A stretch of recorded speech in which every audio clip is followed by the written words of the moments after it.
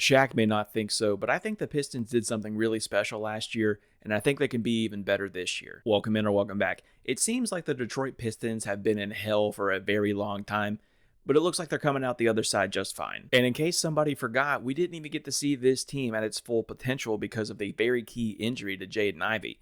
So now that he's back, I think we're getting ready to talk about a very good basketball team. Let's not get too ahead of ourselves. We have to talk foundationally in the draft. And at number 37, they picked up Chaz Lanier. And I'm kind of two minds about Chaz Lanier, and I think it's just due to his circumstances at the time that he was drafted and what has transpired since. Because when he was drafted, Malik Beasley was in the middle of a federal investigation, and even though he has been cleared from the federal level, the Pistons had to look out for their best interests. They had to go look out for themselves, and they had to find somebody who could replace Malik Beasley's production. Now, I'm not sure how he would have fared if he was the only guy who could have filled into that role, but I think he would have gave it one hell of a run. He's an older rookie, so you would want him to be able to contribute early on. And if you looked at the last 2 years he had in college, it's very easy to see why he got drafted. Last year at Tennessee, he averaged 18 points a game, which is perfectly respectable, but I think the reason that he ended up getting drafted is because he shot 39% from three on 8 attempts a game. The problem, for him at least, started when the Pistons went out and got Karis LeVert and Duncan Robinson. Both of those players have the ability to replace Malik Beasley's role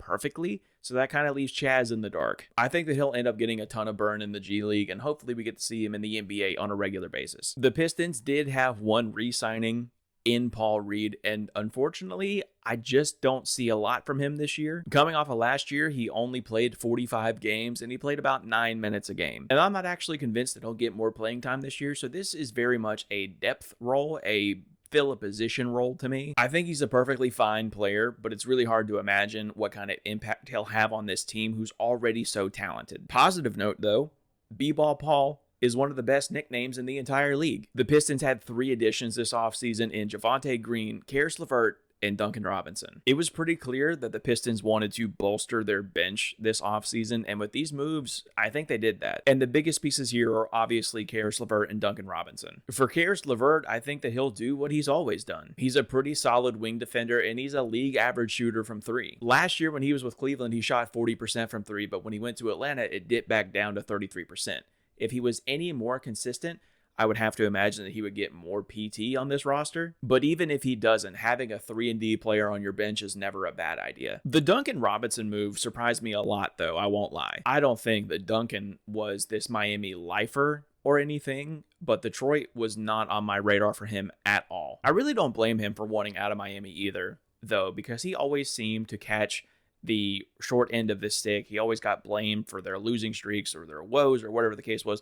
And there were at least 3 players on that roster who should have been catching the flag before Duncan Robinson. As for what I think he's going to do in Detroit, I think he's going to replace Malik Beasley's role flawlessly. Duncan Robinson is just one of those guys who's consistent as hell. He has had 2 seasons in his career where he's been objectively a very bad 3-point shooter, and still, for his career, he's shooting 39.7% from 3. And I really don't see that being any different here. I think that he has the potential to light it up here in Detroit, maybe even more so in Miami. So I think there's a real possibility that at the end of the year, he's hovering close to 300 makes from 3. 3 additions and 3 departures this year, no longer calling Detroit home. We have Simone Fontecchio, Tim Hardaway Jr., and Dennis Schroeder. And I've already talked about Simone Fontecchio in the Miami Heat video, so I'm not going to regurgitate all of that here.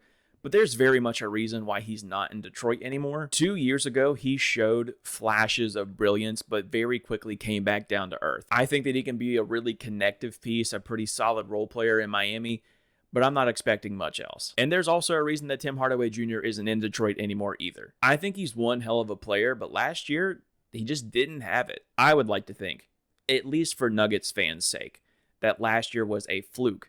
But because of the trajectory that the Pistons are on, they just can't take that risk. I do, however, think that the Dennis Schroeder loss will sting a little bit. I've always been pretty high on Dennis Schroeder, and last year is a pretty good example of that. He was on 3 separate teams, got traded twice, and still managed to have a pretty solid season. He's just a great plug-and-play player. He can be a starter. He can be a 6th man. He can do whatever you need him to. But as of right now, the Pistons just don't have a solidified backup point guard. And while I am as big of a fan of Marcus Sasser as anybody else, I just don't think that he's ready to be a solidified backup point guard for this team who has aspirations to make it past the second round. Now, of course, for Pistons fans, I hope that's not the case, but I do think that Dennis Schroeder will be missed. I was really impressed with Detroit last year, and I think this year they're ready to prove that last year wasn't a fluke. I think pretty definitively there are two teams that are better than the Detroit Pistons in the East, and I also think that there are two teams that are on the same tier. In my eyes, the very clear frontrunners in the Eastern Conference are the Cavs and the Knicks,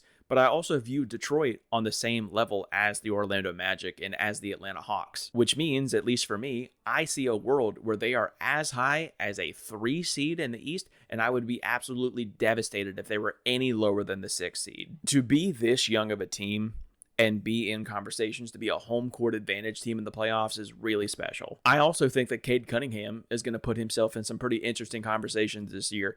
And again, because of that injury that Jaden Ivey had last year and because he's coming back healthy, I think he's coming for blood. I think that this team has all of the tools to have a great season.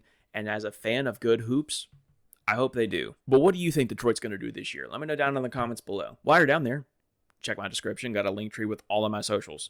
Twitter, Blue Sky, Instagram, TikTok. I'm everywhere. And I also have a Discord community that I would love for you to be a part of. But that's going to do it for me today. Be on the lookout for your favorite team in this series. Be kind. Tell somebody you love them. And I'll see you in the next one. Barely scraping by.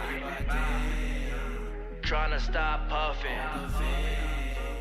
I'm trying to be one of the greats.